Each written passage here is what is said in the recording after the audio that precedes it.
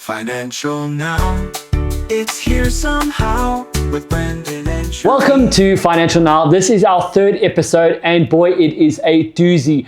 However, not for the right ways.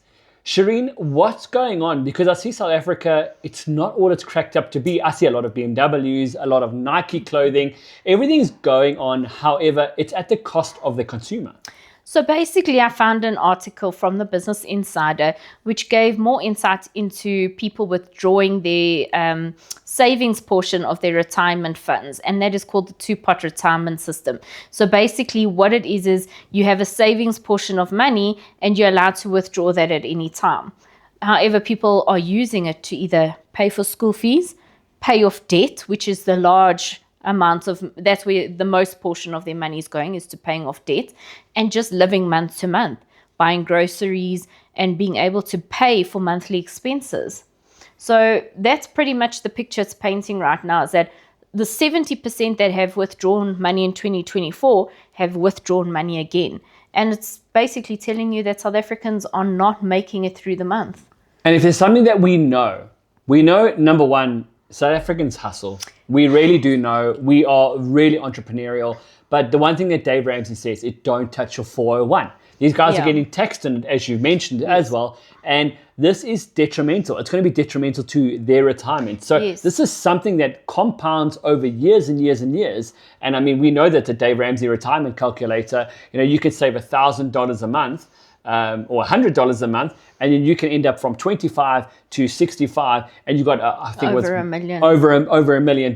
Yeah. So you convert that to rands, and you start saving that amount. People now are actually withdrawing from their retirement, and this is not even just a fun $100 savings. This is what they worked their entire life. Yeah, and the thing is, you need to understand that there are better ways to pay off your debt to be able to live month to month. But you cannot just access funds because you don't want to maybe downgrade your lifestyle, you don't want to make different choices.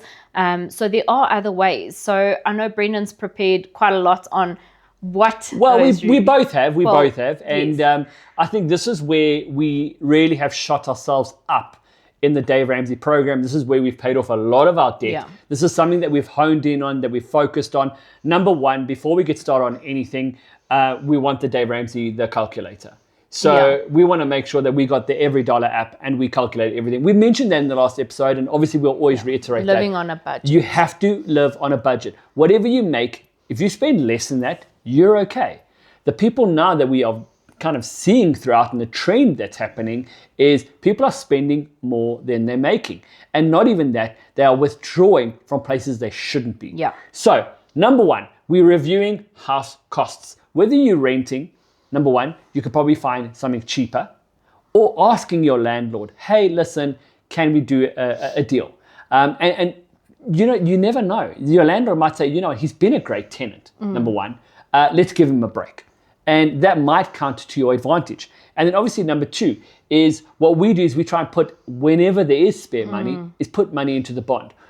Right now, on the program that we're on step 3, we have now paused that, even though we've got a little bit of funds that are currently in. I think we've got about, how much do we have that we've put in? I think it was 20,000. About 20,000. So it's around 20,000, and that's a little bit of a 500 there, or a 2,000 here. So it has kind of amounted, which is quite nice. But now that we're on step 3, it's our main focus is that Dave Ramsey 3-step. Yeah. And that's obviously quite decent for us. And the next one? So electricity costs. I know this is a huge factor in South Africa at the moment. The rise of electricity costs, Eskom's incompetence, and everything else that comes along with it. We're all suffering. We're all feeling the same pain. Where you can get onto prepaid, I would suggest you do so. Prepaid is great because you can monitor your own electricity usage. You can obviously go and conserve when you need to conserve, and you can actually see what is taking up the most amount of electricity in your house. For example, Brendan and I stopped using our stove. Instead, we use our air fryer. We don't have an electric kettle. We've moved over to a gas 4-plate stove with the kettle, and that has saved us a huge amount of money. Putting in geyser timers, wherever you can conserve your money, your electricity costs, do it.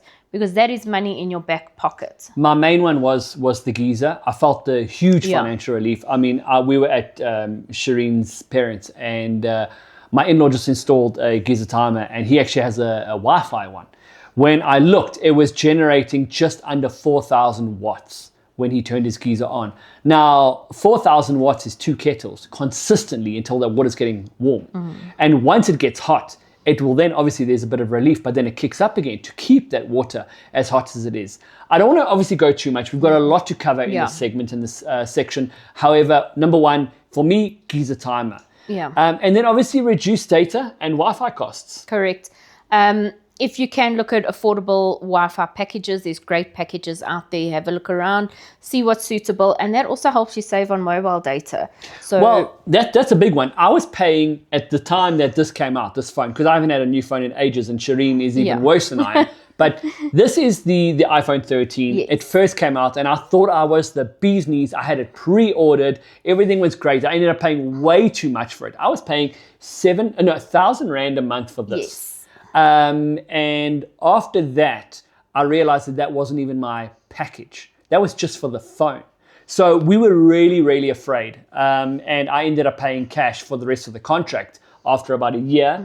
So I just kind of bit the bullet and I was like, okay, fine. If this is it, then I kind of just got to save on something and just relieve myself of that payment. But now we have downgraded our contracts to a pay-as-you-go. And it is only data that we're using, and we WhatsApp call everyone. Yeah, and you know what, talking on the cell phone, that is actually a huge cost that South Africans do not even know that they incur. You're basically paying an installment every single month for your phone, over 1,000 Rand. And the more expensive the phones are, or the newer the model is, the more you're paying. And you pay for 2 years, you pay interest on that amount of money. Look, Brendan's spoken, I've got maybe a Samsung 8 here, and Brennan's got an iPhone 13. The worst thing to do is to continue paying for cell phone contracts. I think for us, I actually looked, so I obviously use a Mac for editing, and I've got the M1 chip in the Mac, and I looked at the new M2, so hopefully work can provide that for me, but I looked at, that was 20,000 Rand for that laptop. Yeah. And when I say that, I was like, wow, that's, it's not bad for a Mac price, but it's still quite expensive. Hang on, this is 25,000 Rand when I bought it new. This little mobile device is more than I use, and the laptop makes me money. Yeah. I know I've got to answer the calls, but you can use something cheaper. However, this again is a second camera for work-wise. But the next one is food and groceries. We know that very well. Food and groceries are a big one. Look, you have to get on a budget when you do grocery shopping. You have to try and maybe meal prep before the time to say, right, this is what I'm going to make for the week. These are the ingredients that I need. Or you're going to have to sit down, write a list, and actually prepare when you go to the grocery store that everything that you need fits in with your budget. And Brendan and I do it every week together. We go grocery shopping together. We look at our list, and you know what? If there's something on that list that we can't buy that week, for example, peanut butter, or if it's a cleaning item, it's got to wait till the next week. So this, I'm going to say, is probably number one. If you are not reaching your budget goals, if there is something that is amiss, number one, it's going to be either this or probably a car. Yeah. People are probably spending way too much on a car and on food. Yeah. So I'm going to highlight those two. That is a little bit of a top tip from me. Number one, your grocery. If you are buying takeaways, chips, all of that type of thing. So what we do is, instead of buying chips or crisps or whatever you want to call it, I will then buy popcorn seeds. And we have a lot of popcorn in this house. Whatever you want to do, you want to try and take your takeaway to a fake away. That's a good one. And you really try and see if you can adjust it. But I can guarantee you now, whatever you are spending on food, you can do better. As Dave Ramsey says, if you are on a budget, or if you are struggling right now, if you are watching us and your life is in a little bit of turmoil like we were, just beans and rice and beans. And it's not just as it says. I'm not saying go buy rice and beans, as Dave Ramsey would say. It's get yourself on a budget. Make sure that whatever you need are the necessities. And that is food and groceries. Our next is, this is actually a good segue, is cars and transport. Before you go into cars and transport, I also want to mention, because South Africans, we eat out a lot. If it's a stop for a coffee and a muffin, if it's meeting a friend for a cup of coffee, if it's popping into a restaurant for dinner, spending 200, 300, 400 Rand on a meal, that is money that could be used within your house. So think about that. Dave Ramsey always says the only time that you should see the inside of a restaurant is if you work in there. So until you are able to afford to go out for a meal, you don't go to a restaurant. So on to our transport and car costs. So I'm not going to harp on, and I'm not going to say I need you to carpool with friends to work. Let's be honest. In South Africa, we're very, very different. We can't do that generally. Gauteng People work in different areas. Is such a big place. Cape Town is such a big place. Not everyone lives in the southern suburb of Cape Town. You come from, let's say, Bellville or the southern suburbs, and you work in, the heart of Cape Town, or you come from the West Rand to the East Rand, and you work in Sandton. So I'm not going to say that, but what I am going to say is when you use your programs like your Discovery, your Rewards, your Vitality, and you drive fair, you use your momentum and you drive easy, you can obviously have discounts on that. Your insurances can get lower. Those premiums can get lower. And again, the car that suits your needs, I had an M3, a BMW, and it didn't suit my needs. It was a 2-door and I had a daughter. I mean, come on, Brendan, work with yourself. Now I've got a paid off Suzuki Swift. It was 165,000 Rand. And then obviously after all the additional, bank charges and fees, it went up to about 240, it was 239. And then I decided, listen, this impact that it's had on us, it wasn't that bad a month. It was 3,300 or 3,299, whatever the case is. And we ended up paying the car off, putting 140K in and just settling it. Yeah, why would you want to pay double for a car? By the time you've taken your car installment out over 6 years, you've literally paid double the amount for the car. So if you can save up and rather go for something that's more within your budget, or you can save up to pay off your car, that's a better deal for you. Well, we've said it in our last podcast, was around 5,000 Rand is the average price that people are paying for their car right now. And how many cars on the road do you see? If you see that Toyota Hilux double cab Bucky, that is 10,000 Rand a month. Wow. And obviously the details are in the podcast before. But that's not that's money going 10,000 Rand or 5,000 Rand or even 3,000 Rand that could be used in your own home that's just going to pay the bank off for your car. So think about that. So get that skoro. And don't worry about what people think of you. Let them think. Let them. So one of your favorite ones is subscriptions. And banking. So I know everybody's got Netflix.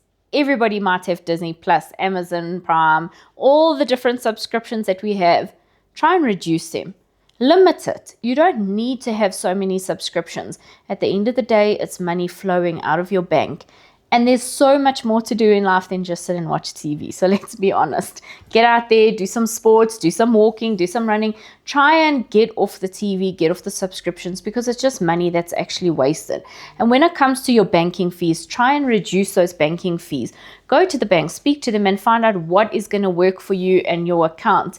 Banking fees can be quite high if you actually don't know what's going on with them.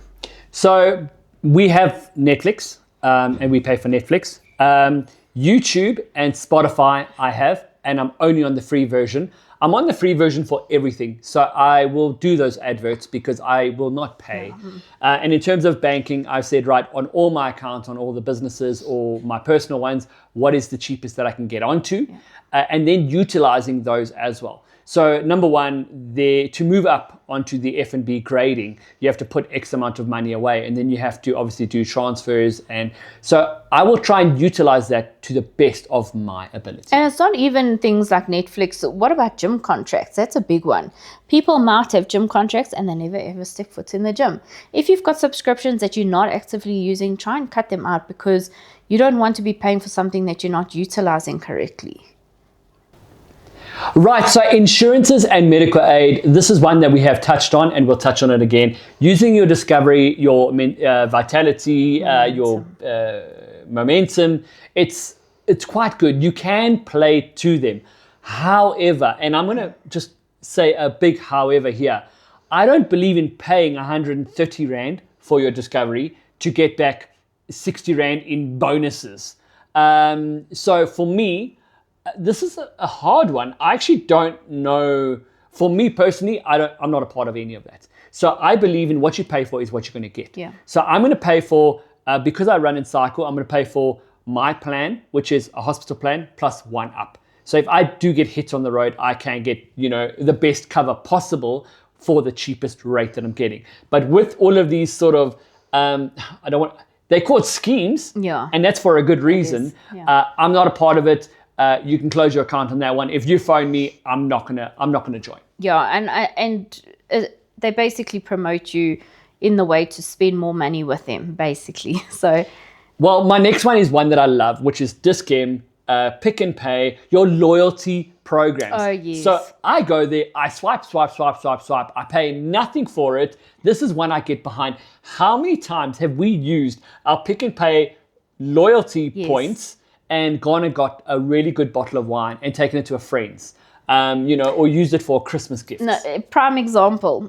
Sadie lost her swimming costume at school. She lost her swimming bag, and I had to go and purchase a new costume. So I go into Pick and Pay, choose my costume, and lo and behold, I had 72 Rand on my Smart Shopper loyalty program, and I used it toward the costume. So benefit programs where you're going to get a discount on your items, great.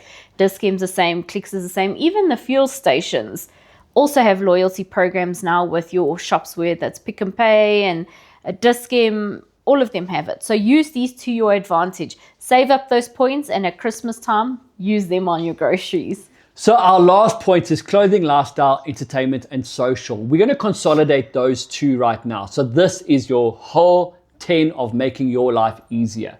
So in terms of clothing and lifestyle, pretty simple as you see it. If I don't get it sponsored from a sponsor, it's pretty much bland and has got no branding. Yeah. And in terms of social and entertainment, if you are in debt right now, you shouldn't. Like Shireen said, and like Dave Ramsey says, inside of a restaurant, you should only be working there if that's the case. So there really is, this is a touchy one, and it's probably one of the biggest ones. You know what? There's a lot of people out there with clothing accounts where you will take an item from the store, pay for it at a later stage. That is a no-no. If you don't have the money to buy those items, you shouldn't be purchasing them in the first place. Clothing lasts. Buy basics where you don't have labels, where it's not going to go out of fashion easily. And you know what? For a period of time where you are trying to save, or you're trying to get on the program and actually take it step by step where you can get yourself to a point where one day you can afford to buy nice things, that's great. But right now, you don't need any of that. Clothing lasts forever. I've got clothes in my cupboard for days that I haven't used. Get them out. Go through your stuff and actually see what's in your cupboard and utilize it. You don't need to go buy new clothes every single month. And then when it comes to entertainment, try and do things at home. Brendan and I, for the last 2 years, have not gone out to restaurants, movies, shows, music events, whatever it is, we haven't done it. We have sacrificed. Whether it's movie nights at home, just seeing friends for a pizza, we've done it. And I like a good party, but this party has...